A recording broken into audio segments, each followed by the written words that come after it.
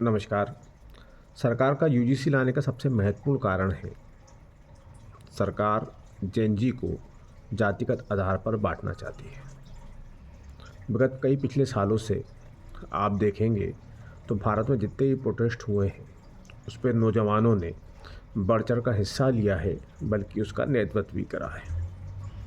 लेकिन यूजीसी लाकर सरकार उन युवाओं को, जो कि धर्म जाति के भेदभाव से ऊपर उठ चुका है, आपस में बांटना चाहती है।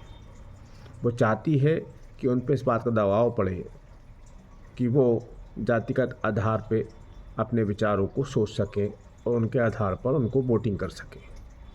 निश्चित तौर पर भारत के अंदर जातिगत आधार पर वोटिंग ज़्यादा होती है, जिस कारण भारतीय जनता पार्टी को जातिगत आधार पर फ़ायदा मिलता है।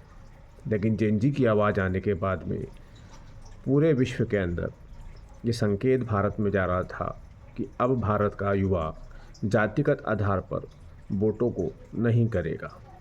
इसलिए उनको जातिगत आधार पर बांटने के लिए यूजीसी को लाया गया है, ताकि उनके माँ बाप, जो कि पहले से ही जातिगत आधार पर वोटिंग करते चले आ रहे हैं, उन बच्चों को डर बताएं कि तुम सामान्य जाति के हो, पिछले आदिवासी दलित तुम्हारी शिकायत करेंगे तो तुम्हें दिक्कत आ जाएगी, इसलिए तुम उनसे दूर रहो, उनसे भेदभाव करो।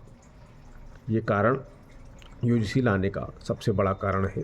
यही वही नीति है जो अंग्रेज़ों द्वारा भारत को जातिगत व्यवस्था में डिवाइड करने के लिए शुरू की गई थी।